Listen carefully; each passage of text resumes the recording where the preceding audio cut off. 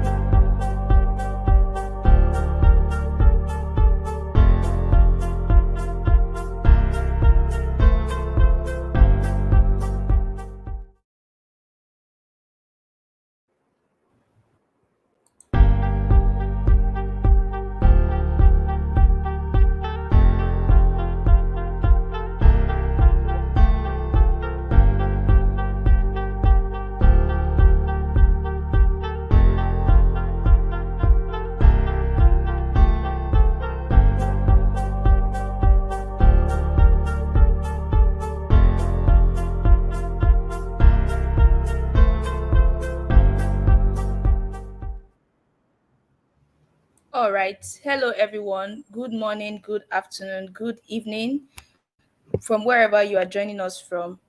Welcome, everyone. And for those of us that already either you're watching from Twitch or joining via YouTube, please do well to drop a message on our Discord community so that we'll have more persons joining us. Already, your instructor is already here with us. So please do well to drop a message on the UI UX room so we'll have more persons joining us. So please do that now and welcome once again. Okay, we already have our instructor here. So we have Dara Israel Sobaloju. Sorry if I didn't get that pronunciation right, Dara. So you can correct me. He's a product Yeah, that's designer fine. and a Shoba. UI UX designer. Oh, Soba. All right. Thank you so much. Okay, he's a product designer and also a UI UX designer, a growth manager. It's focused on making digital product experience more human and is based in Lagos, Nigeria. So there, thank you so much for being here with us today. So yeah, you can start. Thank you. Yeah, thank you very much for the introduction. Good day, everyone. It's very nice to be here today. As she said, my name is Dara. I'm going to put on my video for a while. So my name is Dara, and we are going to be running through this particular topic together, which is regarding project management and how to work with product briefs. So I want to believe that I'm speaking to majorly product designers here today. So as a product designer, you get to work with product briefs. You most of the time are based on the way the term product managers use. We call it product requirement document, which is a document that contains the details regarding the product that you're going to be working on.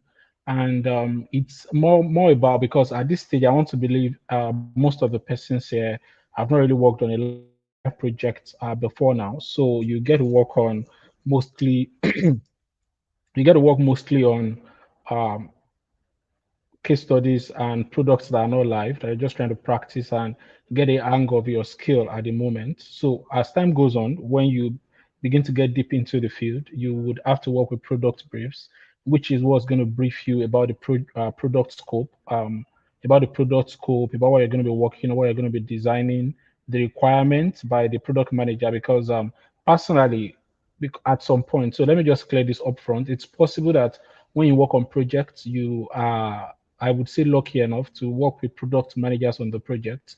And in some cases, there might not be a product manager on the product, depending on the money the product owner has to facilitate the product development.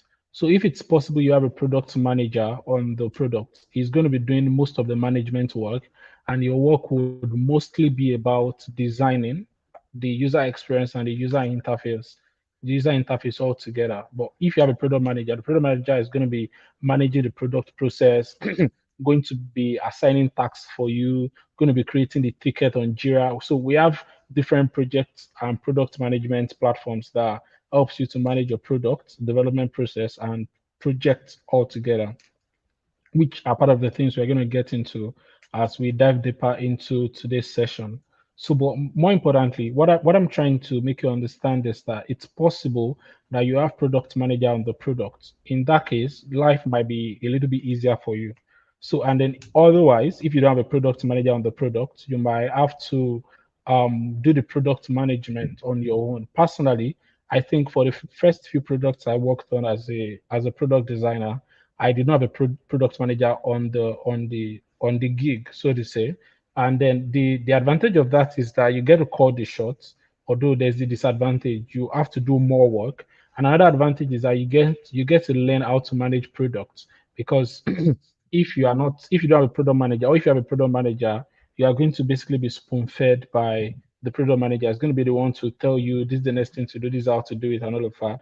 And if you don't have one on the project, you would have to do all of that yourself. So over time, I personally, I think I'm grateful for the fact that the first couple of projects I worked on, I there was no product manager on the project. Even though at the moment, I think about a year ago, I had to make up my mind that I'm not going to be taking any project that does not have any product manager on it, because having product manager on the particular project makes life a little bit much more easier for you, because the management itself is a lot of work. The management of the product development cycle itself is a lot of work.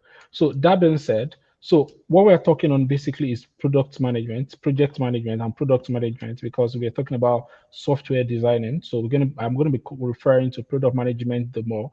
The project management is a larger scope on its own, and then yeah, so, but I'm going to be niching it down to product management.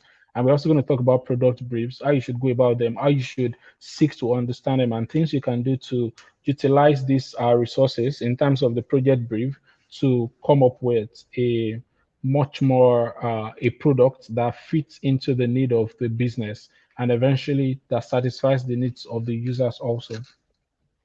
So, like I said earlier, the product brief summarizes the scope, the goals, and direction of a product. So, a product brief, like the word brief, it's not supposed to be a bulky document. It's just a document that basically explains to you the scope of the project, the goals of the project, and the direction of the project or the product, whichever applies. So, that's what a product brief is all about. And then it helps you to organize your ideas and also figure out your approach and guide to the product. Because a design I'm gonna put this now. I don't want to overcomplicate things at this point, but a product team or a design team on any user experience design team on any company should consist of at least one of these following roles. It should have at least a UI UX designer. It should, I believe, should have a product designer. We should also have a content designer. Then there should be a product manager on the team also. So the reason why I had to list this is because you're going to be working with different people on the team. At this point, it's possible that the case study you're working on or the project you're working on, you are just the only one working on it. But there's going to come a time that you would work with several people on the team. You would have to work with the content manager. You wouldn't be the one writing your content yourself.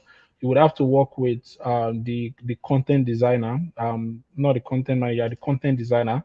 You would have to work with other UI UX designer and product designers in your team. And then it's very important that you guys collaborate together. You are working with the same idea in mind. Everybody is working with the unison of the same idea. Not like we are designing a social media app and then I'm thinking of making it possible for people to send voice notes, and someone else on the same project or the same product and the same thing is thinking about the not allowing voice notes. So there needs to be an alignment within the team, and that's one of the reasons why product brief and then the product requirement document, like I mentioned earlier, are very important ingredients, so to say, to start off the design the design journey. So it's important. So when you get on a project, when you get on a gig on a project, and I'm referring to project because if you work within a startup or an organized company, your task or the features would probably be segmented into projects. So you work on a project now, and the next 2 months you're working on that project. So whichever applies, it's when you get on a project, the first thing to ask from the product owner. So the product owner can be the CEO. The product owner is usually the person on the team who has an idea, the vision of what the product should be. So that's who the product owner is. So the product owner can be the CEO of the product. So the product owner, it's also possible that the product owner is not the CEO, but just the product owner, someone on the team who has the idea of the project, the product that you're trying to build. That's the product owner, the person that owns the product development process. So the hierarchy of the product development is like from the product owner to the product manager, then every other skilled personnel, in this case the engineers and the designers, falls within the purview or under the purview of the product manager. So what I'm trying to say in essence is this: when you get on a project, one of the first things you want to ask from the product owner is to get a product brief. Uh, Personally, even it's also very important, except you've been able to fashion. I don't know if there's a particular session on this course that involves or trains you on how to price your project. That is how to charge or bill clients. But if you don't have a well-structured billing format, a well-structured billing format, or you are not you are not very highly skilled to the extent that you can ask a particular amount and you're going to be given, you might want to do your pricing per project. So it's possible that I'm charging $1,000 for this particular social media app design, and then the next time I'm working on, let's say, a fintech app, I'm charging something else. So you don't have a general or a uniform pricing for everything you design. So if, which mostly would be the case if you're just starting out, in that case, you might need to first of all have an idea of what the product is all about before you call or tell the client your price. So which means personally, when I started out, what I usually do is to first of all get an idea of the product. So generally, we just the product owner would generally maybe just tell you we are trying to design a we're trying to design a social media app, for example. But social media app differs. For example, Twitter is a social media app, Facebook is a social media app, but there are features.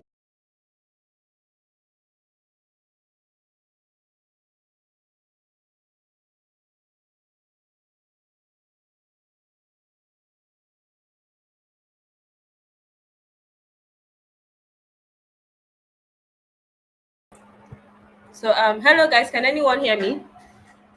Please, if you can hear me, go on to drop a message. Hi guys, can anyone hear me?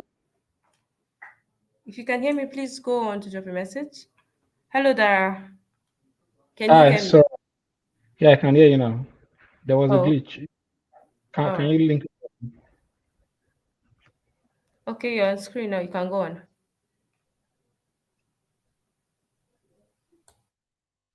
Okay. Thank you very much. Sorry about that glitch. Um, so I was trying to say that while you're starting out, um, a product brief might not just be important for you to design the product.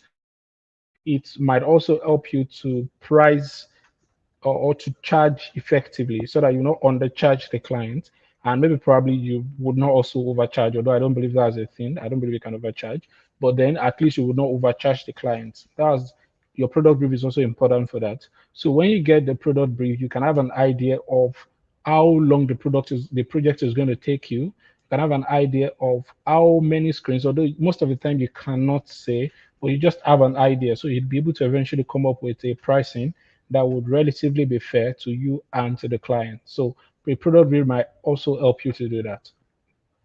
Now, that being said, there is the other side of things, which is actually the most important eventually, which is the part of you actually working on the product.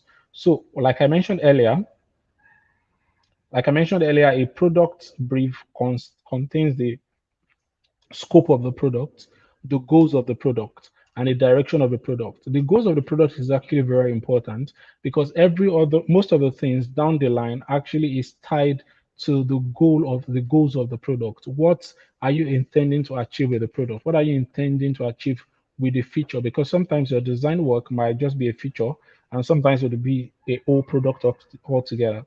So when you know the goal of the product, for example, I can ask you, okay, when you know the goal of a product, they can help you to carry out user interviews, can help you to carry out user surveys, can help you to do your user research effectively, and can help you to target the product to achieving that particular goal. For example, there are some products that are not, you don't pay directly. For example, you don't pay to use Facebook directly, but then for the fact that you're on the product, Facebook sells ads to clients, which is eventually displayed to you. So the goal of that particular product, even though it's a social media app, would be different from, let's say, LinkedIn, which has there's a premium usage. There's a part of the usage where you can pay for and get a premium service. So while designing both, you would actually have to consider several and different factors altogether because the goal you're trying to achieve with the two are entirely different. I want to believe somebody is understanding the point I'm trying to make here. So that's one of the reasons why a product brief is important. I might be designing a social media app, and then the essence is to help people date.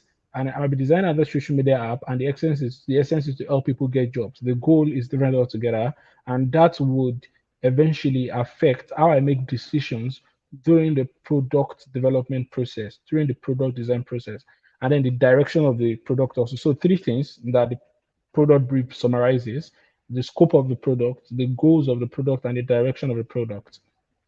Then eventually, when you get a product brief, you can have an idea of what the product is all about. You would have an idea. Although eventually, it's important that you also get a product requirement document, which is more detailed. It's more detailed than the product brief because the product requirement document basically explains further what the product brief tries to summarize, so to say. And then a product brief also helps with effective communication within the team, like I mentioned earlier. Not like we are two on the team. There's Dara and there's Chinelo on the team, and Chinelo is working on the app with the idea that there shouldn't be voice notes. Voice notes shouldn't be passed on to Dara, and Dara is working on the app with the idea that voice notes shouldn't be passed on to Dara.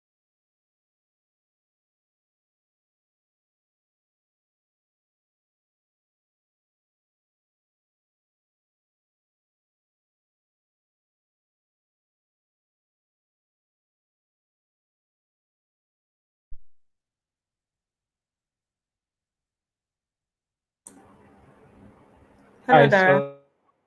that. Yeah, I Okay. can hear you. I'm back. Yeah, sorry about that. All right, I'm that's having fine. issues with the network. So I was trying to what I was trying to explain earlier is the fact that a product brief can also help with team communication to ensure that everybody within the team are aligned on the same thing. Not like somebody's working on social media app with voice notes and somebody else is on the same team is working on the same app with the idea that there wouldn't be voice notes. So it helps with effective communication within the team. So you should always work with a product brief. You should always demand for it. If you get out a product and then it's not available, you should demand that the product owner, because there would always be a product owner and product manager, or at least there would always be a product owner. Or if there's a product manager on the team, I would always assume that it's just intrinsically important that they know that it's something that they should provide you with. But in cases where there is none, you should demand for one from the product owner. I believe that's clear because it's going to guide your development process altogether from start to finish. And a product brief is usually created by product manager, like I mentioned earlier. I'm just trying to reiterate some of the things I mentioned earlier because this is like the introduction before we dive a little bit deeper. So the product brief is created by the product manager, and then yeah, most of the time. But don't forget the fact that it's possible you're on a product that does not have a product manager, and then it's possible that you have a product owner, but either the product owner comes up with one, or the product manager comes up with one. But usually, it's usually the responsibility of the product manager to come up with it, not your responsibility as a designer, as a UI UX or a product designer. It's not a responsibility to come up with the product brief. So the product brief outlines what the product team hopes to achieve with the product. So the product team now, usually in most companies, in my own company, for example, the product team consists of the engineers and the designers, majorly the engineers and the designers. So the product brief usually outline what the product team intend to achieve. And the product team consists of the product managers also. So, and what the product will be like and what the creation process will be like. Some of the time, it also try and the product brief also breaks down the duration of the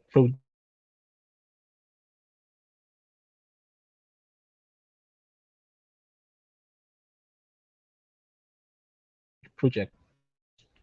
So you get to know how long the project is expected to take, and you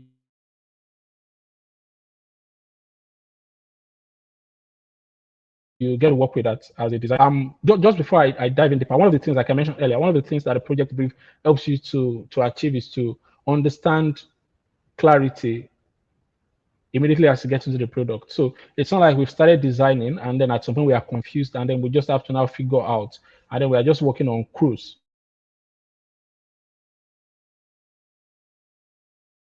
So to survive and cruise, but then what you understand what the product is all about, what the product manager, the product owner intends to achieve, and then eventually it increases the efficiency of your team altogether. Now, I would have loved to talk about how to write a product brief, but it's not essentially your responsibility as a designer to write one. But usually, a typical product brief would contain the problem, we contain the problem that the product is trying to solve. It will define the product requirement. So eventually, so there's a product requirement document, but this would generally just summarize it. The product requirement document is more detailed. The product requirement document would basically talk about the features in the app. We'll talk about the problem. We'll talk about the available statistics also, maybe that has been gathered due to early research by the product manager, usually a little bit of market survey, which would eventually give you an idea when you're trying to do your own user research, especially in the area of competitive analysis, and then you would know the user persona, the kind of user that the product is targeting. So the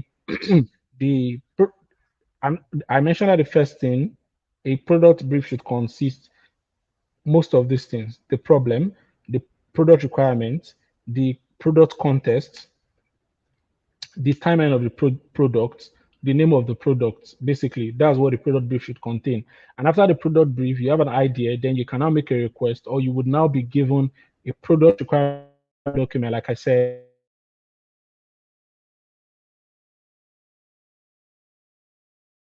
which is more detailed.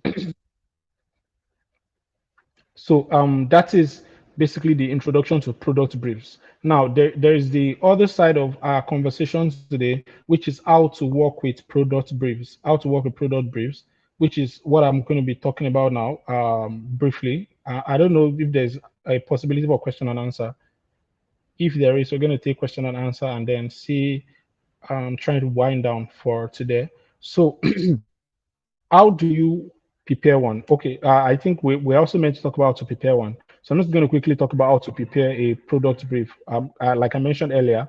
So the first thing you want to do when you want to prepare a product brief, but like I said, it is the responsibility of the product manager to come up with a product brief, not your responsibility as a designer. But don't forget, there's also the possibility that on your project, there is no product manager, and then you only have a product owner, and then you would have to do a little bit of management and designing at the end of the day. So the first thing you want to do is to identify the problem. What problem are you trying to solve? What problem is the product trying to solve? This is how you prepare a product brief. You identify the problem. What problem are you trying to solve? And then how you do this is by asking some questions. Some of these questions might include, what are the needs of our target audience? Which means you must have identified your target audience. Who are you targeting? Who are the people who experience this problem? For example, if you are designing a product that helps with tax management, the people that would be experiencing a problem that would need this kind of solution would be people, office people generally, people who manage day-to-day tasks here and there, and they need to augment and be able to manage these tasks from, let's say, from just one dashboard. So that would be your target audience. So the first thing understand your target audience, then identify your problem. And how do you identify the problem is to ask, what are the needs of the target audience? What do they need? So we know the problem, and we need to identify what they need. So what they need is, let's say, for example, a software where they can set deadlines and tag other people on this project. Don't forget, the idea we're working with is a task management app. So you need to understand their needs. So they need to be able to manage tasks from one place. They need to be able to share the task with their team members. And another question to ask is, how can we meet the need? How can you meet the need? What kind of app would you have to design to be able to solve the needs of your target audience, which you have identified? And then the another question you might want to ask to be able to identify your problem is, what should we ultimately seek to achieve? So what should we achieve with this product? We want to simplify the life of office workers by designing a task management app that would automate their tasks and also simplify the life of office workers by designing a task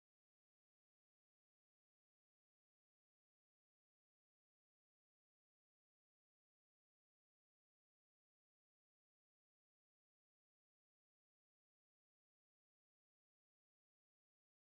also simplify the life of office workers. Hello, Dara. Can you hear me?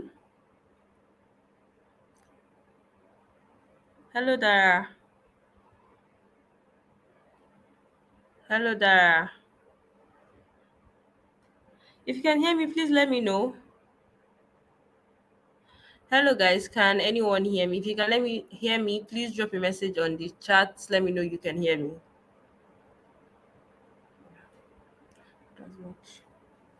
Hello. So, guys, while we're waiting for Dara to come back, I would say this: if you are yet to follow us on Twitch, go ahead and follow us on Twitch channel. If you have not yet subscribed to our YouTube channel, you can go ahead and subscribe to the YouTube channel. That way, it makes it easy for you to access your class when it's time. Also, your assignments have been turned in, and we have started going through them. So obviously you'll be seeing some remarks on your designs. Please do well to go through them and make the necessary corrections. And if you have any questions, you can start dropping them on the chat before Dara comes back. I hope we're having a nice session.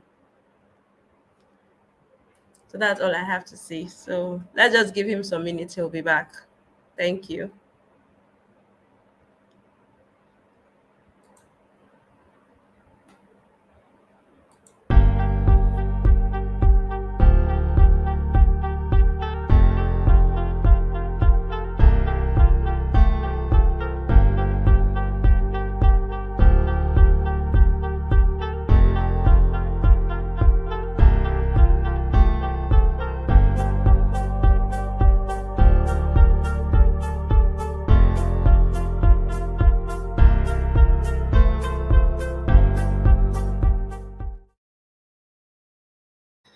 All right, welcome back, guys. I think Dara is still trying to get back in, but then I'll say it again. If you have not yet followed us on Twitch, go ahead to follow us on Twitch. If you have not yet subscribed to our channel on YouTube, do that. Go ahead and subscribe to the YouTube channel. Now, for those asking for attendance, yeah, your attendance will be dropped. So just hold on. To be dropped towards the end of the class, just hold on. So that's why I think that's what is important for now. Let's just hold on. He should be back. If he is not back, we would have to finish the class without him. If you have questions, please go ahead and drop your questions. At least maybe we will start going through the questions first before he comes back. But I'd like to give him some time before I do that. So welcome, guys. So yeah, I saw a remark on my friend's assignment, but I couldn't find one on yours. Yes, we're going gradually. We have over 400 assignments. So yours might take a while to show. Just hold on. So welcome back, Dara. Dara, can you hear me? Welcome back. Yes, I can hear you. I sincerely apologize for that. No I'm having problem. issues with my network today. Sorry, I'm in Nigeria. No problem. We're all in Nigeria. Go ahead. Yeah, I know. Yeah, thank you. Sorry for the break in transmission, everyone. So I was talking about user stories, and then I'm talking under the assumption that you know what this is already. So basically, the user story is just a non-technical way.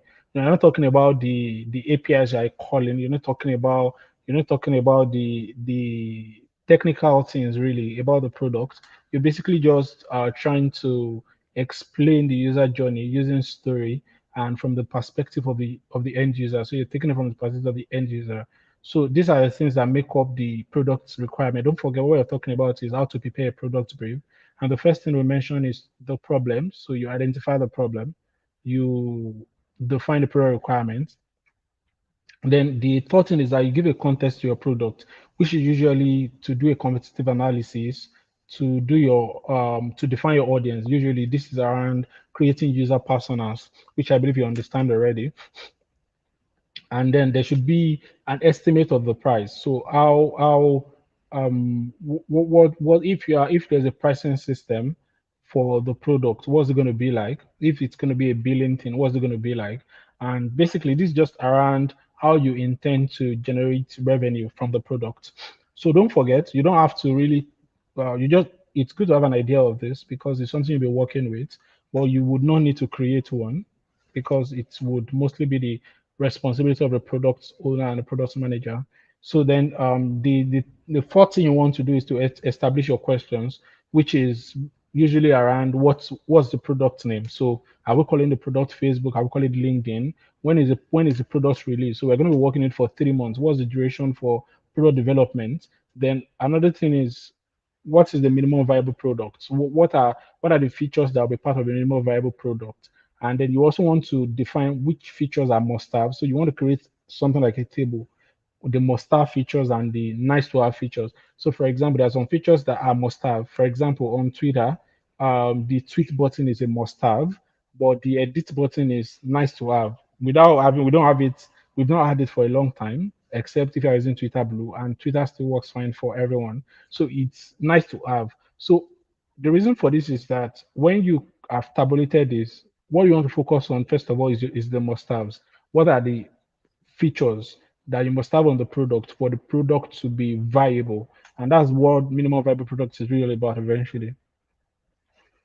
So you want to create a timeline for a project, which is very important. And then eventually you try to revise this and then share with people, the stakeholders. Usually stakeholders would be the C-suite officers, the product owners, and yeah, basically to get their buy-in before you eventually make it available to the designers, just in case you are a product manager and you're the one working on the product. So basically you don't want to make it as long, you don't want to make it long, like the name states, it's a product brief, so it shouldn't be something long. And then the other part of it is that you should make it as simple as possible so that anybody that picks it up would understand. Forget about the technical stuffs, and you can talk about the technical stuffs, but make it limited because it should be something that everybody on the team can understand, that if a marketing person on the team lay hold upon, they can work with it and start creating marketing plan towards the launch of your product. So that is very, very important. That's something for you to take note of. So that's that about preparing a product brief. But don't forget, a product brief would usually be created by the product manager or the product owner. So where you would have to spend time more is how to work with one. So how to work with a product brief, which is what we are going to talk about now. Just a moment. Trying to pull up my notes.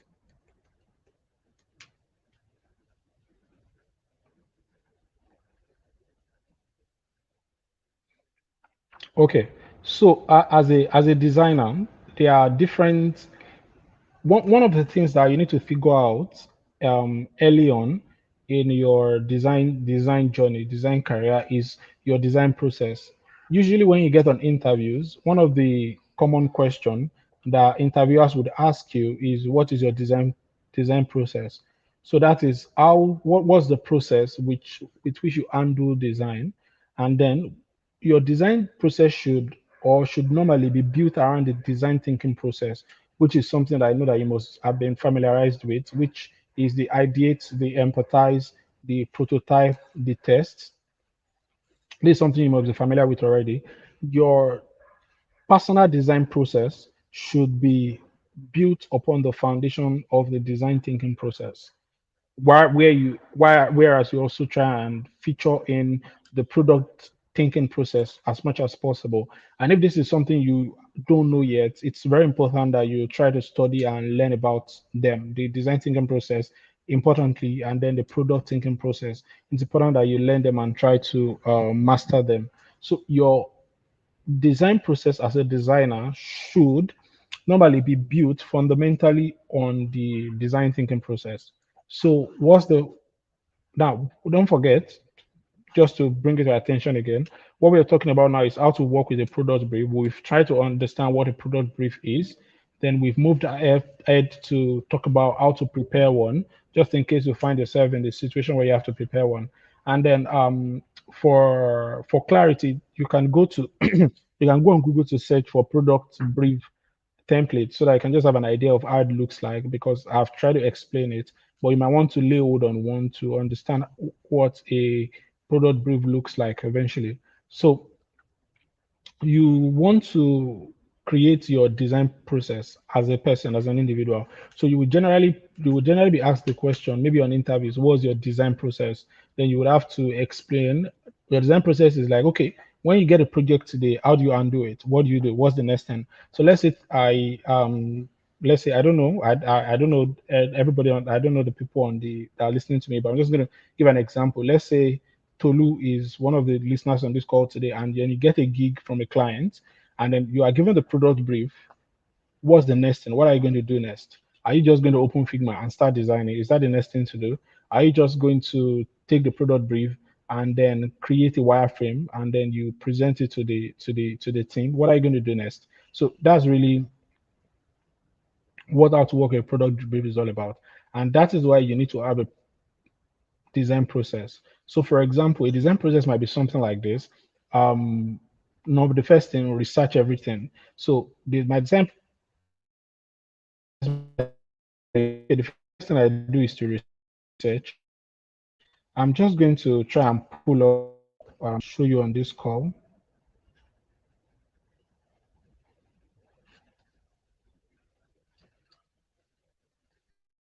So I'm gonna share my screen and just show you an example of what design process is really all about.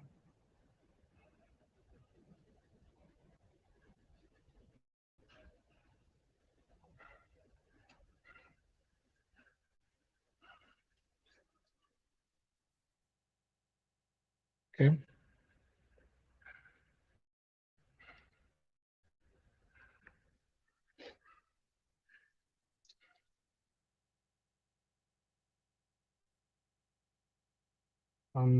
I think I'm sharing the wrong tab. Please, can you confirm if you can see my screen? Can someone Okay. confirm if you can see my screen? Yeah, I just saw your screen. It's loading.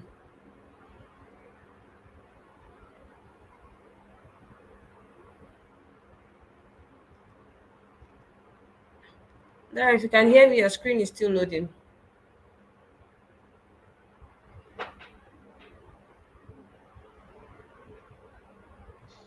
Please, can someone confirm if you can see my screen? Yes, there, I can see your screen. Okay. Thank you very much. So this is what a design process looks like. So what I'm trying to explain now is how to work with a design brief, basically. So personally, this is like my design process. One of the first design process I created for myself, and then I add 6 steps. And don't forget what I mentioned earlier. Your design process should be fundamentally based on the design thinking process. Although you don't want to go out there and now say your design process is ideate, define, empathize, prototype, and test. You don't want to go out there to just say like that. It's just going to be too generic for whoever you're trying to present to. but this is my design thinking process. So when I get a product brief, what's the first thing I do? And that is how to work with a product brief, your process. So I'm just trying to spend more time on this so that you can know how to create one for yourself and then work with it. So the first thing here is research everything. So when I get a product brief, I want to understand a problem. And don't forget when we talk about product brief actually contains the problem, contains the solution, contains the user persona, contains the target or the user persona, contains the functionalities, the product requirements, basically. So I research everything, try to understand a problem, the potential solution that has been proposed according to the product brief, and try and understand the existing or the target audience, the existing user or the target audience, and then try and understand the market, which are most of the things that the product brief would provide for you. So the first thing you want to do is to sit down, understand the product brief. If there's any question you have, reach out to the product manager and the product or the product owner to ask this question. You can set a meeting, request for a meeting with them, or if you work with Slack, you can send them a Slack message or send them a mail with your specific questions just to understand the areas that you do not understand. That's very important. That's the first thing you should do. Sit down, understand the product brief. If you have questions, reach out to the product owner or the product manager. Try and get answers for your question before you dive deeper into the design. Because most of the time, there's usually a timeline for the products, and then you would part of your agreement, especially if you're working on a gig, part of your agreement would be for you to stick with the stipulated time, and then you would also have a responsibility to stick with it and to deliver the product within the estimated period. So for you not to have to do a lot of back and forth, it would be important that you read beforehand, because the work will not actually start until you accept. I'm using accept now in the more conservative way, until you accept the product brief and then you start work on it. But immediately you accept the product brief, the time start counting. That's when the time start ticking, and then your deadline is getting closer with every tick of the clock. But before then, the time has not started ticking, so you have the bandwidth to ask questions, to do a lot of back and forth. I'm sorry, the user persona is not very clear to me. I want to try and understand. Are you trying to say that this app is not for people who are below 18? You want to ask all of these questions to just understand it better. Then on your own, you will not have to do further research, because don't forget, especially if you are a UI UX designer, part of your job description is not just designing user interface, it includes designing user experiences also, which means you would have to carry out further research on the product brief. You want to understand a problem, or for example, which is something that I find interesting personally as a product designer. In this year alone, I'd worked on an insurance product, I'd worked on a fintech product, I'd worked on a mobility product. So, for example, before I worked on the insurance product I worked on, I really do not have any idea apart from the foundational idea about insurance that I had from business studies and economics courses while I was in school. I had no further idea past that. But then after couple of months working on it, I can sit down and advise someone on their insurance plan adequately, maybe not as a professional we do, but adequately for them to make a decision, because I've been able to learn and make a lot of research in that particular field, because that's what I'm working on. So research everything. Then the next thing is to start the design, which would include drawing up the sketches, drawing up the wireframe before you now eventually enter your Figma and try to now start drawing your rectangles and try to create the actual design.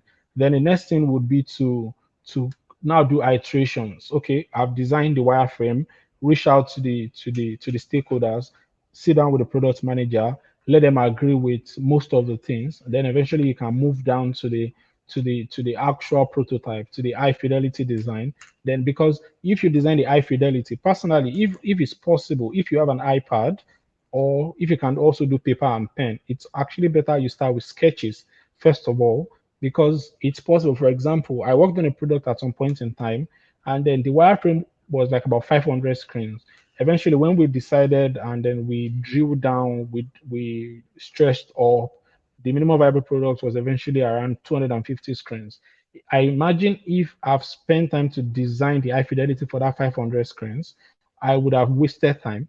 But when you design the wireframe and then the product manager and the stakeholders are able to see it, you can eventually say, okay, these are the things we don't want to design. These are the things we want to keep in the box for now. And these are the things we want to design. And then you can now proceed. So the next thing is to refine it, and then this would be for you to the iterations that have been made, then you prototype these so that you can now move on to the developer handoff, which is very important. Developer handoff is as much as important as your design in itself, because the developer handoff is what's going to determine how the design developer would be able to translate your design. And you would not just be praised for how beautiful your design is within Figma, you would also be praised for how your design has been implemented outside of Figma. So you want to ensure that you do a proper handoff. And proper handoff starts from creating a functional prototype. Very important. Then the last thing is to monitor the progress, because your work does not just end when you do the prototype. It's also includes when you begin to track metrics, because you want to track metrics with Hotjar, Google Analytics, and any other software you might want to use around that. You want to track analytics. You want to understand the user behavior. If those assumptions that you've made based on data during your research process is actually true, so that you can now continue to make further iterations. So when you get a product brief, these are the things you work with. And I want to challenge all of you to, after all of this training, come up with a design process for yourself based on what I've shared with you. Just create your own, create something around the design thinking process to a very good extent. So I think I'll be taking questions if there's the opportunity for that.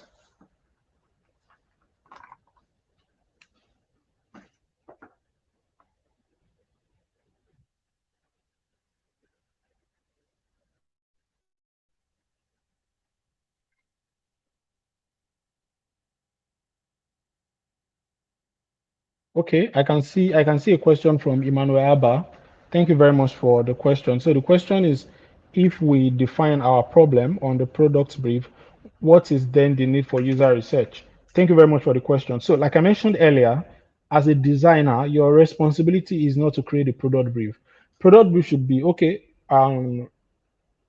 let's say for example, you are giving me a job, you are giving me a gig. As I'm coming in, you are handing off the project brief to me, just like you're giving me my job description. You're handing off the project brief to me, because it's what's going to help me have an understanding of what the product is all about. So the initial problem is not actually meant to be defined by the UI UX designer. It's meant to be defined, because what's your own with the problem? Your own is actually to design the product. So, and then for me to say, okay, I want to employ UI designer, that means I know a problem I want to solve, and then I've even come up with a solution for the problem. So the problem would actually be defined by the product manager or the product owner. But what's now your place as a UI designer? You don't have to take everything the way you are given and then you start copying and pasting. You want to do your own research further.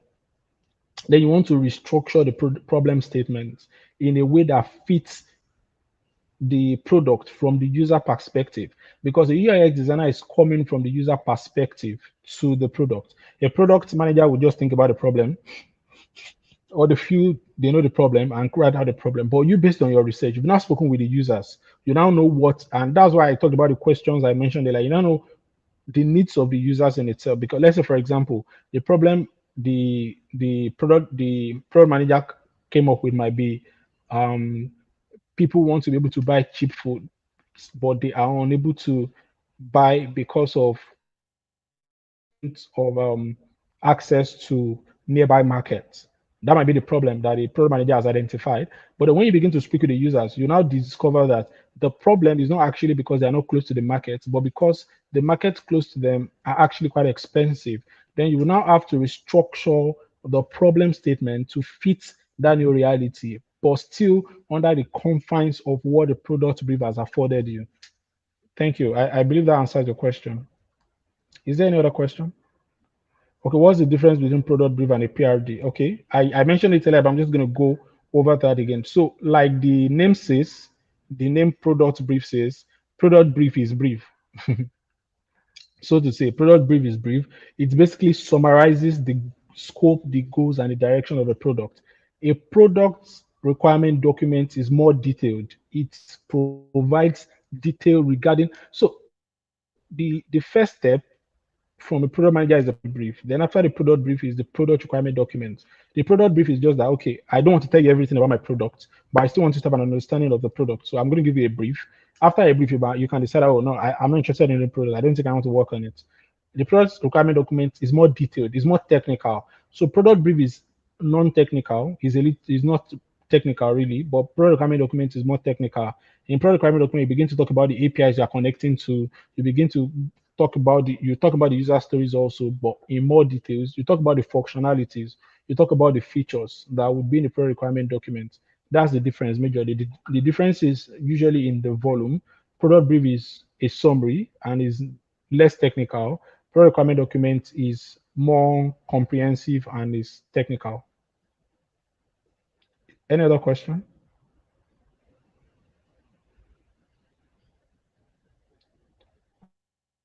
Okay, praise.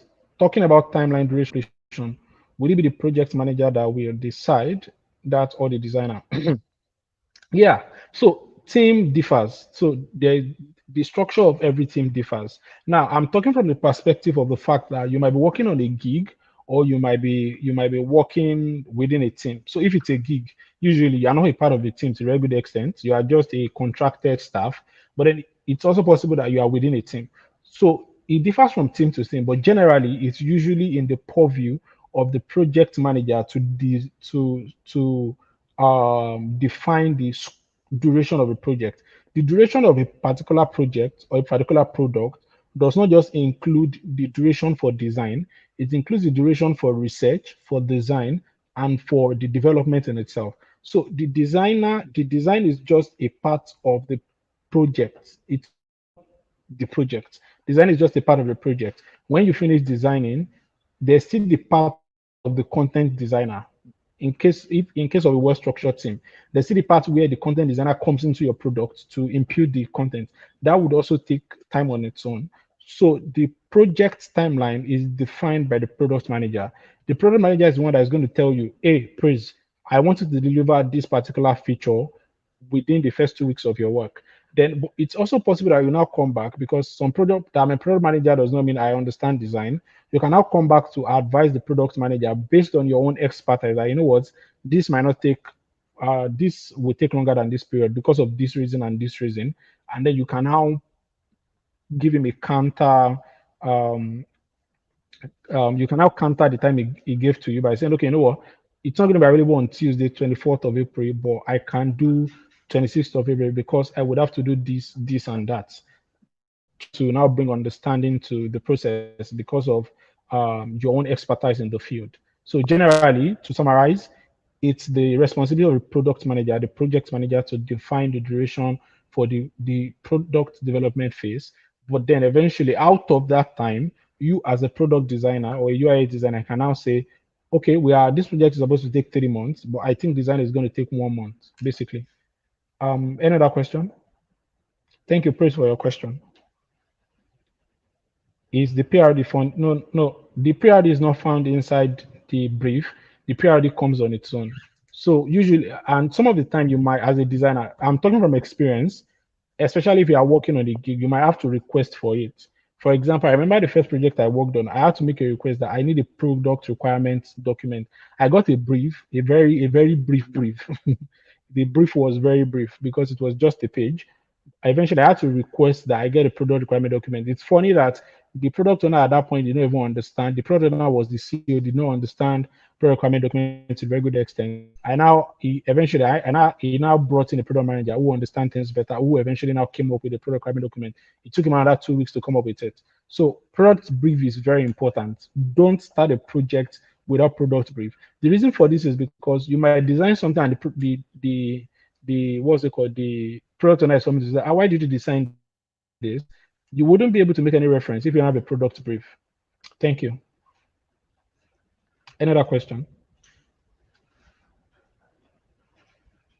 Okay, praise again, praise. I would love you to throw more light on pricing and to be specific with numbers. You could give example of product type and how much you think it should cost.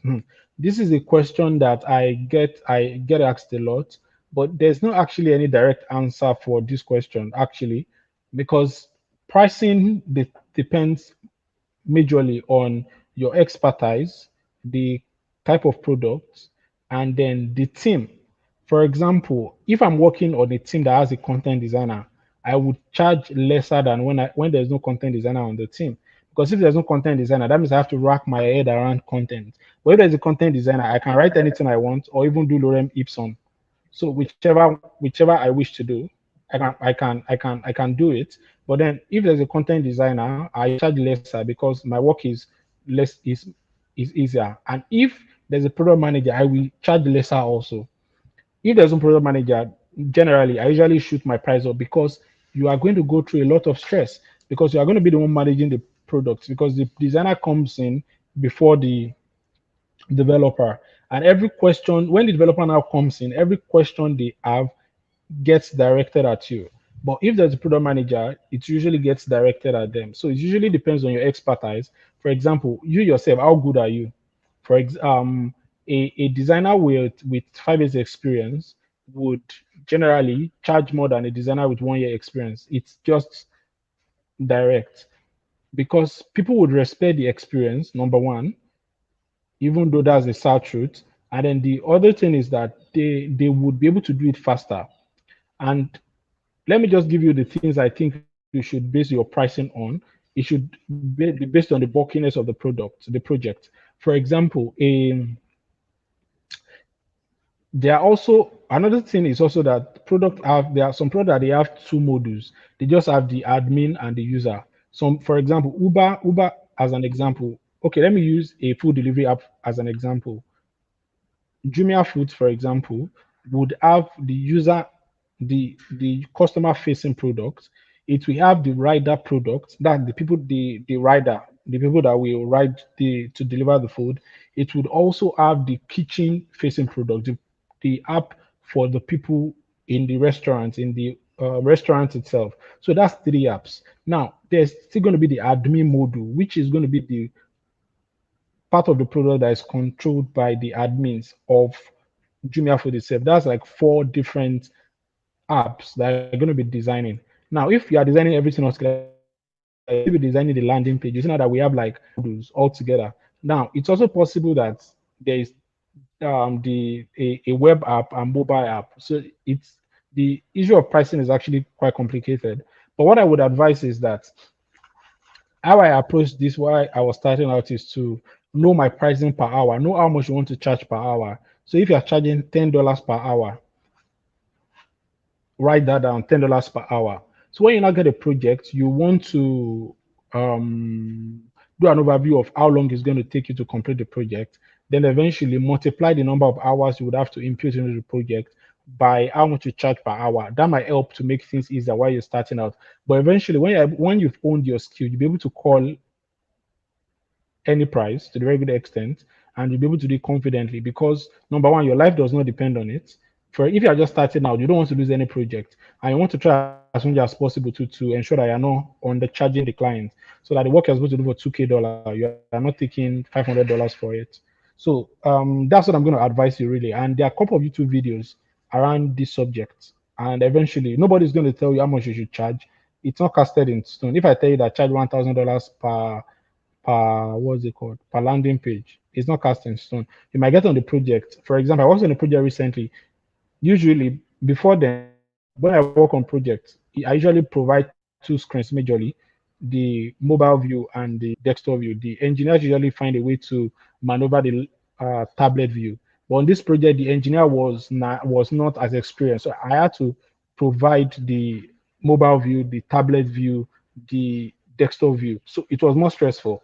So eventually the product brief and the kind of products would help you to know better. Thank you. Any other question? Wow, Praise has a lot of questions. If it ever happens that a product manager or the developer is not pleased with the job, do you still charge to make corrections? Yes, especially if they're not on the job, that's different. Pleased with the job is very vague. Is it because your design is not neat enough, or they feel your design is not nice enough, or because the feature you designed is not the feature they want. The first ones I mentioned, that they don't like your design, that one is very complicated because I can't even speak to that. I don't know how good you are in design. But if it's as regards you design a feature and then they're now saying that no, we don't need that feature. This is the feature we need. You would have to charge for that. Especially that's why you need a product brief because the features they need would have been listed already. And that's why you need the product requirement documents. That's why it helps you to understand pricing because you will know the features would have been listed out and you know the must-have features and the nice to have features, then you know the MVP features. That would help you to know your pricing, referring to the former question. But then if the problem is about your job, they don't like your design, the color you use is not you might not charge for that. But if it's as regards, okay, let's add this feature. Okay, let them be able to delete the account number. Let them be able to add the account number. And they did not state these things in the product requirement document that you accepted as the contract, then you should charge for it. Thank you.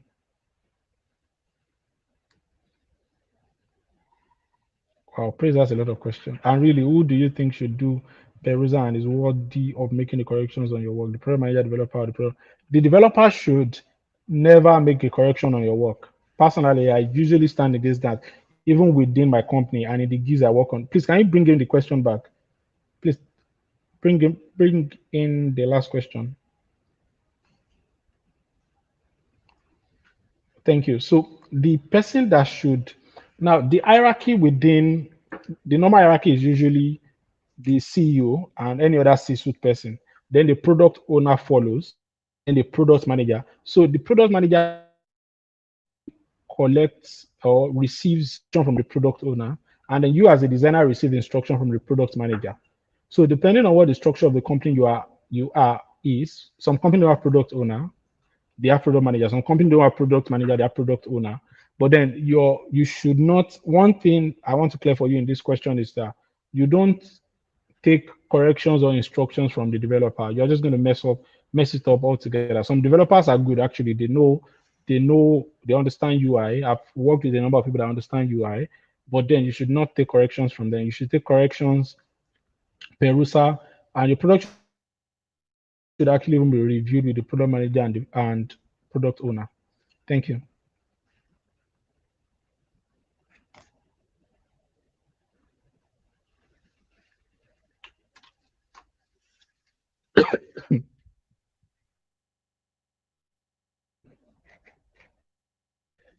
Okay, let's say as a designer, I found out that the problem statement on the brief had been modified after research. Do I need to get back to the PM? Yes, actually. When when you do your own research, you are going to present your user research document to the product manager before you proceed to development. Because you're also going to do your own user research. When you are done with your user research, you are going to return it back to the product manager. When the product manager signs off on it, that's when you're going to start your design. So yes. Any other question? Thank you, Emmanuel, for your question. All right, so that's all the questions we have currently, Dara. Thank you so much for the That's session. awesome. All Yeah, right, so thank you very guys, you much. can go ahead to follow Dara. Okay, thank you. So guys, you can go ahead to follow Dara on Twitter. His Twitter handle is being displayed on the screen, and you can also connect with him on LinkedIn. It's there on our LinkedIn page.